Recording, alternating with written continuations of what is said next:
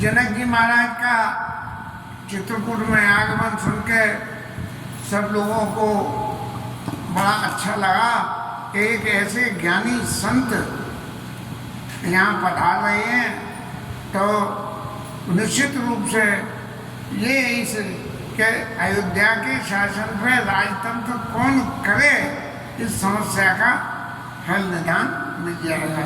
यद्यपि सब लोगों की इच्छा तो राम जी को बिठाने की है, लेकिन राम जी की इच्छा भरत जी को बिठाने की है। जनक दूत अवसर आए, मुनि वशिष्ठ सुने बेगी बुलाए। अब जनक जी महाराज जिसके ज्ञान की किरण से मुनियों के हृदय रूपी कमल विकसित हो जाती है, जिनके ज्ञान से, ऐसे जनक जी महाराज का जब आगमन सुना तो मुनि वशिष्ठ सुने बेग बुलाई, और वशिष्ठ जी महाराज ने कही भैया जाओ जल्दी से और जनक जी को लेके आओ, अब मैं अकेला नहीं रहूँगा, मेरे संग एक ज्ञानी ब्रह्म ज्ञानी और भी आ जाएगा, तो इस समस्या का हल होने में बड़ी समस्या मिलेगी। दूतों ने आके जनकपुर की स्थिति का वर्णन किया कि महाराज जनक जी ने हमें यहाँ आने से पहले ये सुना कि ऐसे ऐसे अयोध्या में इस तरह का खेल हो गया, तो ये समझ में नहीं आई कि क्या करें क्या नहीं करें। तब उन्होंने इस असमंजस में कि हमें इस परिस्थिति में जाना चाहिए नहीं या नहीं जाना चाहिए।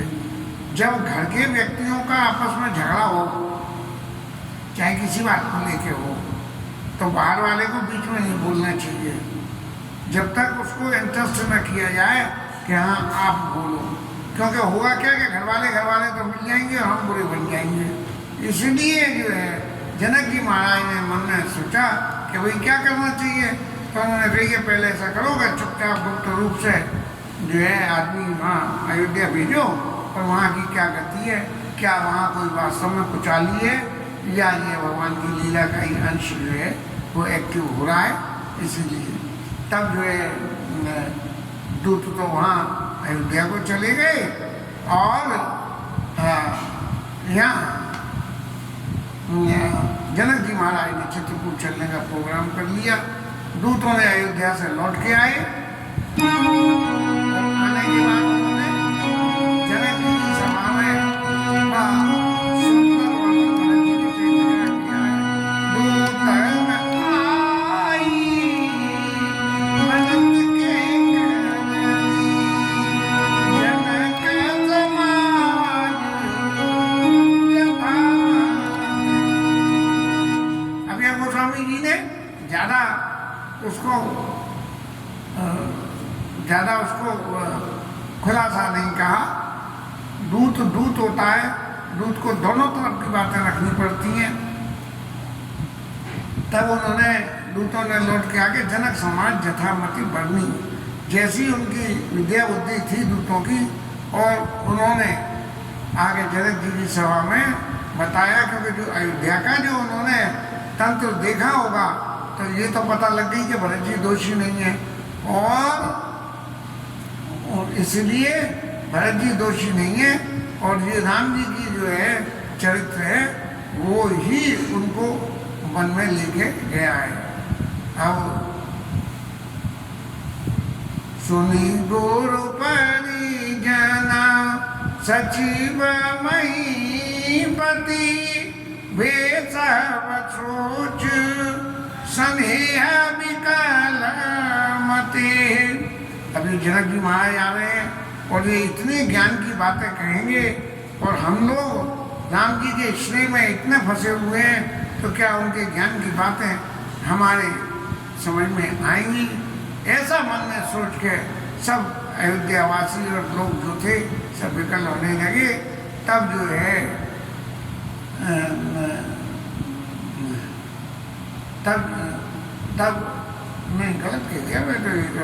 दूतन आई व्रत के कदी जनक, अभी महाराज जनक अभी जनकपुर में ही है और दूतों ने अयोध्या की गति का आके वर्णन किया और उनकी गति का वर्णन करके सुन के सब लोग बड़े जनकपुर वासी सोच में पड़ गए कि भाई क्या करना चाहिए, यहाँ तो अतिशय प्रेम के चक्कर में आपस में ये हो रहा है, तो हम बीच में बोलें कि न बोलें, ऐसा मन में विचार करती है। तभी धीरज करी भरत बुलाई, लिए सुबह सानी बुलाई। अब राजा महाराज बाहर जा रहे हैं तो राज्य का शासन तंत्र किसी को सौंपना है, करना है, इन सब बातों के करते हुए राजा जनक ने जो है जो इंचार्ज थे इस सबके उन सबको बुलाया और बुला के उनको जो है जिम्मेदारी सौंपी और सौंप के महाराज यहाँ चित्रकूट के लिए प्रस्थान महाराज ने कर दिया है और हमें यहाँ इसलिए भेजा है कि वहाँ जाके ये खबर दो कि हम आ रहे हैं और कहना चाहिए यदि कोई विपरीत अवस्था हो तो उस विपरीत अवस्था का वर्णन भी यहाँ आके हमें बताना। तब जो है गुरु जी ने जो वन के रास्ता जानने वाले थे उनमें जो है कोल किरातों को भेजा संग में 7 किरात 6 दिने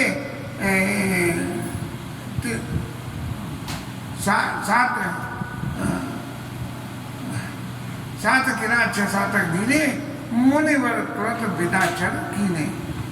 गुरु जी महाराज ने तुरंत ही विदा कर दिया, महाराज जल्दी जाओ और हे कौन मिलो आप उनको यहाँ ले आओ। सुनत जनक आगमन सवा, अरे पवन समाय, रघुनंदन सकोच गुण, सोच विवश सुनाय। अब अयोध्यावासी तो प्रसन्न हो गए कि जहाँ इनकी किसी तरह से दाल नहीं गल रही है अयोध्यावासियों की, अब उनकी एक वोट और बढ़ गई और एक वोट और बढ़ के जनक जी महाराज आ गए। अब जो इतने ज्ञानी व्यक्ति हैं वो जब यहाँ आ रहे हैं और वो अपने ज्ञान के प्रकाश से सब लोगों के अज्ञान को मिटाएंगे, ऐसा समझ के अयोध्यावासी तो बड़े सुखी हो गए। लेकिन राम जी महाराज की क्या हुई? राम जी महाराज तो सोच में पड़ गए कि अब जनक जी महाराज की आज्ञा यदि उन्होंने कुछ करी तो कैसे टलेगी, और देवताओं की तो स्वार्थी आदमी है, उन्होंने कही जनक जी तो अपने ज्ञान से जो खींच के सबको वापस अयोध्या ले जाएंगे। इस तरह की जो है, लेकिन लोग वहाँ जो अयोध्यावासी बस रहे हैं वो तो परम आनंद में खूब राम जी के साथ में रह रही है, राम जी के दर्शन कर रही है और जब वन में चारों तरफ भजन करने का खूब साधन, क्योंकि भौतिक जगत में तो आनंद भोगों से छुट्टी मिले तब तो भजन हो, लेकिन यहाँ जो है ये सब लोग एक ही बात वहाँ दर्शन करके मांग रहे हैं कि गुरुजन गुरु समाज बाइन सहित राम राजपुर हो, अछत राम राजा अबध मरिय मांग सब कोई। लोगों ने कितनी दूर की सोची कि महाराज ऐसा हो कि राम जी जो है राजा हो जाएं और हम अयोध्या में रहते रहते ही शरीर का परित्याग कर दें। इस तरह से ये लोगों के अपने अपने विचारों में लीला चल रही थी। तभी जो है जनक जी महाराज को लेकर और दूत संग में आ गए,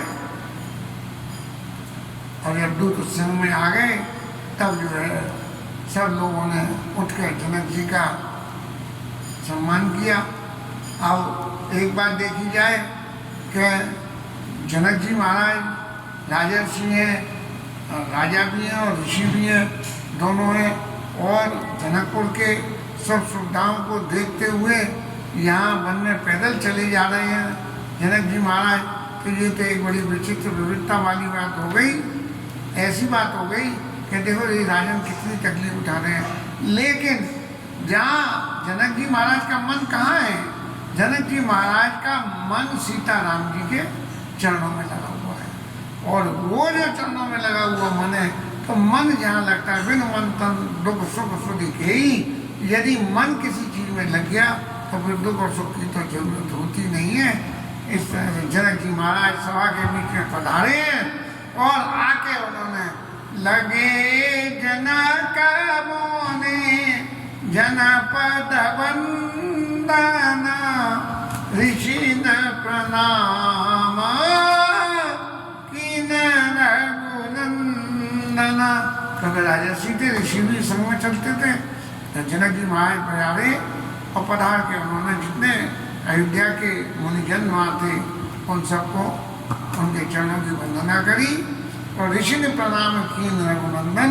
और जो ऋषि उनके संग में जनक जी के साथ में आए थे उनको राम जी महाराज ने प्रणाम किया।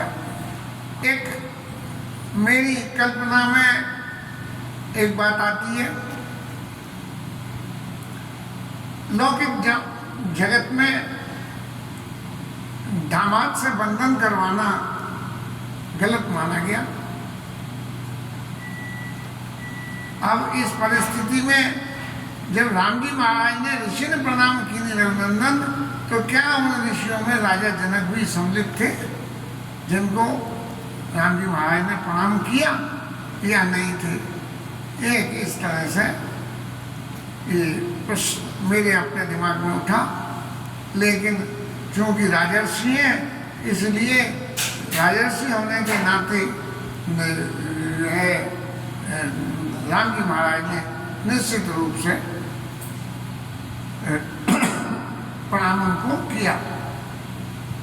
अब जब सब लोग मिल गए तो फिर पुरानी कथाएं खुल गई और किए अमित उपदेश। अब लोग बाग रोने लगे। तो जो है सही भाव है, ये तो लौकिक जगत में रहने से इस बात से तो चूक नहीं सकते कि जरा लंबी चौड़ी विपदा आए तो आदमी रोने लगे। तो इस तरह से किए अमित उपदेश।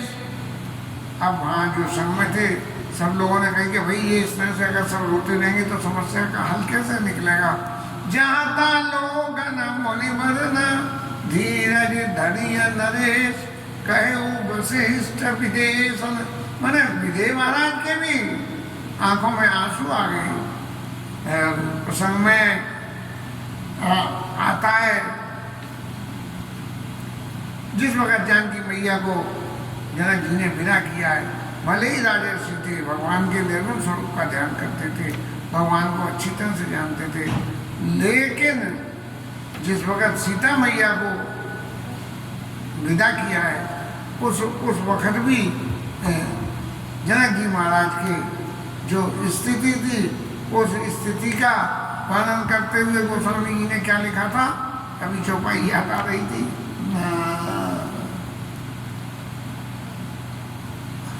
अरे मैं जानकी जी को जनक जी मिले और मिलते ही चला विलोचन बारे प्रभाव, आंखों में से जो है इतने आंसू हुए। माने एक तरफ तो ज्ञान का सूर्य इतना प्रबल और दूसरी तरफ लौकिक जगत के ज्ञान के आगे के ये मेरी पुत्री और मैं उनको विदा कर रहा हूँ। उनके आंखों में चला विलोचन बारे प्रभाव, आंखों में से पानी की धार बहने लगी।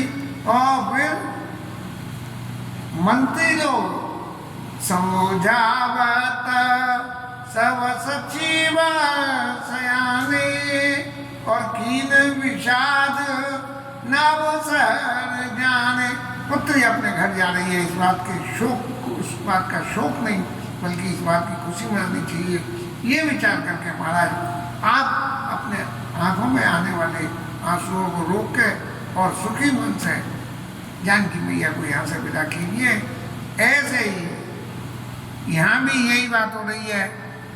धीरे धीरे नरेश कई विशिष्ट विदेशन। वशिष्ठ जी महाराज ने विदेह महाराज से कही, महाराज आप इतना विलाप न करें और आप धैर्य धारण करें।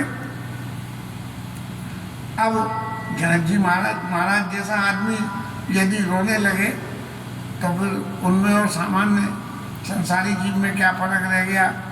लेकिन ये जो सीताराम जी के चरणों में जो अत्यंत स्नेह है भरत इनका जनक जी का, उसकी वजह से उनके ज्ञान की जो सीमाएं थी वो खत्म हो गई और सीताराम जी के चरणों में सांसारिक स्नेह होने से ही ज्ञान की सीमा का उपयोग सही रूप में हो सकता है। राम जी का ज्ञान सो न राम प्रेम बिनु ज्ञान, कर्णधार बिनु जिमी जलयान।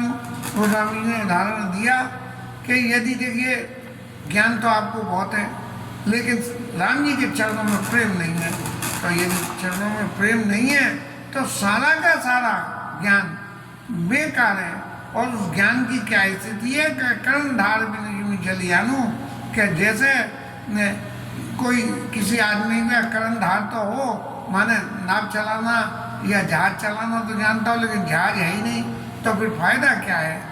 इस तरह से जो है इसी प्रक्रिया में जनक जी महाराज को विदय महाराज को समझाया गया गुरु जी ने, और समझाने के बाद में उन्होंने जो है कहा कि महाराज जब आप आए हो, ये विषाद की स्थिति थी, इसलिए अब आप स्नान करके शुद्ध होइए और तब आगे की मीटिंग में बैठेंगे और बात करेंगे। अरे बाप रे, बैठा बात करेंगे। अब फिर वहीं सभा स्थल पर सब लोग उपस्थित हुए और उपस्थित होकर और एक दूसरे को सब ज्ञान के ये उपदेश कर रहे हैं कि भाई देखिए जो कुछ होना है वो तो हो गया, लेकिन आगे क्या हो उसकी रास्ता अपनी अपनी मति के अनुसार सब लोग कह रहे हैं। और वशिष्ठ ऋषि ने कौशिक कई कई कथा पुरानी समझाई सब सभा सुवानी। उन्होंने जो है बड़ी मीठी वाणी से जो है सब लोगों को पुराने इतिहास में कब कब कहाँ कैसे कैसे विपत्ति आई और कैसे कैसे काम हुआ, ये सब बात उन्होंने कही। तब जो है रघुनाथ जी महाराज को चिंता हुई कि ये मीटिंग होती रहेगी और मीटिंग में अभी समस्या का हल इतनी आसानी से तो निकलेगा नहीं, लेकिन ईटिंग नहीं होगी तो मीटिंग कैसे होगी, बिना ईटिंग करे क्या फायदा। तब जो है दाम जी महाराज ने वशिष्ठ जी से कहा कि महाराज कल से आज सुबह हो गई, अभी तक किसी ने जल तक भी ग्रहण नहीं किया है, इसलिए सबसे पहले फलाहार और कुछ करा जाए, उसके बाद इस मीटिंग के बाद इस मीटिंग का शुभ लिया जाएगा। गुरु जी वंचर लोग कंदमूल फल सब ले आए और गुरु जी महाराज ने सबको बंटवा दिए ये फल। और फिर मातृ शक्ति समाज में जो है जाके और सीता मैया की माता ने अपनी एक दासी को भेज के और अपॉइंटमेंट कौशल्या मैया से ले लिया और वहाँ जाके जो कर्सी होती है वो कर्सी पूरी करी, जिसकी कथा कल आ गई, लेकिन आज कथा के खोजने में हम काफ़ी पीछे चले गए, तो इसीलिए कल यहाँ तक कथा हो गई थी। कौशल्या का धीर धरी सुनाऊ देवी मिथिले को विवेक निधि बल्लभ तुम्हें सकई उपदेश। क्योंकि जब कौशल्या जी ने कहा कि मोई भरत कर सोच, मुझे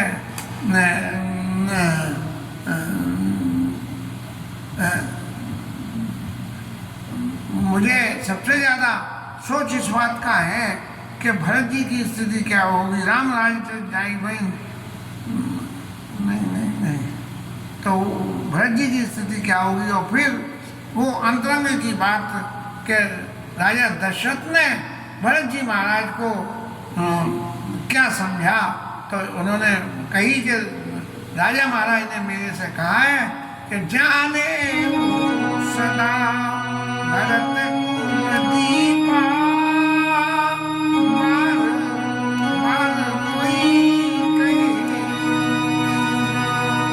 राजा ने मुझसे बार बार कि जब कभी भी भरत जी के बारे में बात होती थी तब राजा एक ही बात कहते थे कि ये भरत जी महाराज हमारे कुल के दीपक के समान है, ये रघुवंश की कीर्ति को आगे बढ़ाएंगे।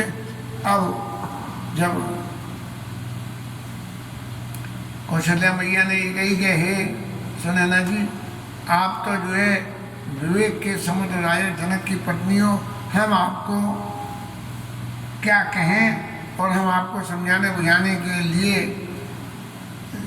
क्या कह सकते हैं, आपको समझा सकते हैं। लेकिन फिर भी अपने दिल की एक बात हम कहते हैं, रानी राय सन अवसर पाई नहीं अपनी बात कहब समझाई। आप मौका देखे राजा जनक के सामने अपने स्टाइल से, हमारे से नहीं, जो आपको उचित लगता हो उस स्टाइल से हमारी बात रखना। क्या बात रखना कि रखी आई भरत लखन, रखी आई लखन भरत बन जाई। वो जो गुरु जी ने कहा था वही वाली बात यहाँ सुनैना जी कह रही है कि लक्ष्मण जी को तो रख लो और भरत जी को भेज दो। जो यमत माने नहीं तुमन, तो बल जतन करो सुचारी, मोरे सोच भरत कर भारी। भरत जी के बारे में मुझे अत्यंत सोच है, क्योंकि भरत जी यदि अयोध्या में रह गए तो उचित नहीं होगा। वो अयोध्या में रहेंगे या न रहेंगे, अयोध्या में न रहेंगे तो शासन तंत्र सब काम कैसे होगा। इस तरह से अत्यंत प्रेम की कौशल्या मैया के स्नेह की बात को सुन के देवता लोग भी जो है फूल बरसाने लगे और भरत जी को धन्य धन्य कहने लगे। इस तरह कि अब कौशल्या मैया ने सुनैना जी से कहा कि अब देवी बहुत देर हो गई है, आप जो है उठिए और अपने कैंप में जाइए और हमारे तो जो भी कुछ अब गति है, हमने तो अब इस गति या तो विधाता हमारी गति को समझ सकते हैं और या राजा जनक हमारी परिस्थिति को समझ सकते हैं। लेकिन सुनैना जी आखिर बेटी की माँ है और माँ होने के नाते उन्होंने अपनी पुत्री के प्रति अपने स्नेह के को रोक के कौशल्या मैया को ये विनती करी कि आपकी यदि आज्ञा हो तो मैं सीता को अपने संग ले जाऊं, जिससे कि सीता मैया अपने क्या नाम है पिताजी से भी मिल गई। एक लौकिक जगत में तो ऐसा होता है कि पुत्री जो है ऐसे अवसर पे कि जहाँ पियर और ससुराल वाले दोनों लोगों में पियर वाले लोगों के संग में चली जाती है, जबकि मान्यता ये कहती है कि पुत्री को जो है ससुराल वाले लोगों के साथ में रहना चाहिए और पियर वालों को अपना सबको मानना चाहिए, लेकिन ससुराल की उपेक्षा नहीं करनी चाहिए। यहाँ सीता जी को लेकर सुनैना जी और राजा जनक के पास में आए और आने के बाद राजा जनक ने लीन लायो जनक जानकी पावन पावन प्रेम प्राण की, अपने प्रेम रूपी प्रेम की सीमा जानकी मैया को जो है अपने हृदय से लगा लिया और बिल्कुल माने जनक जी, सुनैना जी और सीता मैया ये तीन मिलके माने इन तीनों के स्नेह को मिलके भय रूप मन मय प्रयाग माने प्रयाग बन गया। इतना स्नेह बढ़ गया या जनक जी, सीता मैया और राम जी इन तीनों को मिलकर जो उनका मन प्रयाग बन गया। और जब सीता जी के स्नेह के प्रति जो चित्त में से स्नेह बट भारत जोआ तापर राम प्रेम शिशुआ, जैसे उनको कौन से कपिल मुनि के आश्रम में वो प्रलय में दर्शन हुए थे भगवान के, बाल मुकुंदम मनसा स्मरामी, तो वो जो है बाल मुकुंद के दर्शन हुए थे। ऐसे ही सीताराम जी के परस्पर स्नेह के ऊपर में महाराजा जनक को जब जो है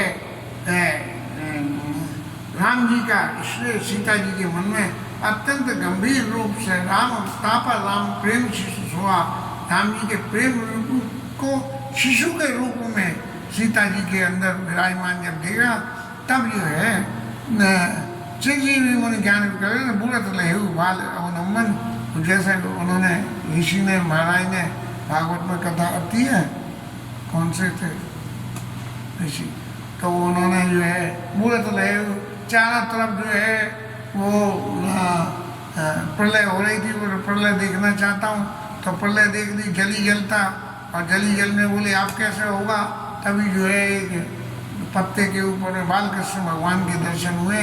ऐसे ही राम जी के प्रेम रूपी बालकृष्ण के दर्शन करके और राजा जनक की बुद्धि जो है ऐसी मति में उनके संग में लीन हो गई कि जिसका वर्णन नहीं किया जा रहा है। और यहाँ सीता मैया उनके स्नेह की स्थिति को देख के वो भी ऐसी विकल हो गई। सिया पे तुम